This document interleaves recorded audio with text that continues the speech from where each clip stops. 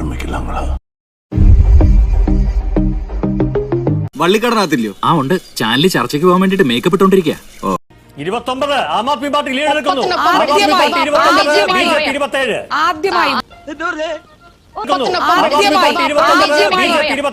ആദ്യമായി voting machine എണ്ണി തുടങ്ങി.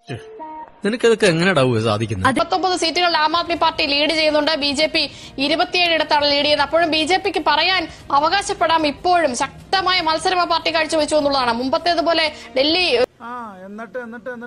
പാർട്ടി കാഴ്ചവെച്ചു എന്നുള്ളതാണ്. മുമ്പത്തേതുപോലെ ഡൽഹി നിയമസഭ കേജ്രിവാൾ കൊണ്ടുപോയിക്കോട്ടെ എന്ന് പറഞ്ഞ് നിൽക്കുകയല്ല.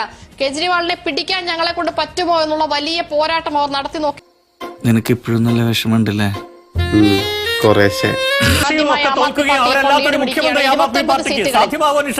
നിനക്ക് എങ്ങനെ സാധിക്കുന്നത്? എനിക്ക് ഒരൊത്തും പിടിയും കിട്ടുന്നില്ല. നിന്റെ ബി.ജെ.പി 36 ഇടത്ത് എന്നുള്ള ലീഡ് നില ഇപ്പോൾ വരുന്നുണ്ട്.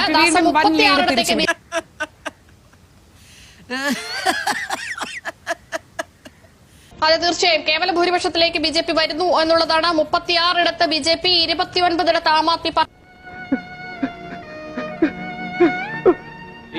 വളരെ കൃത്യമായ ലീഡ് 42 ആം ആദ്മി പാർട്ടി, 22 ഇടത്ത് കോൺഗ്രസ്, 2 ഇടത്ത് ഇപ്പോൾ ലീഡ് ചെയ്യുന്നു.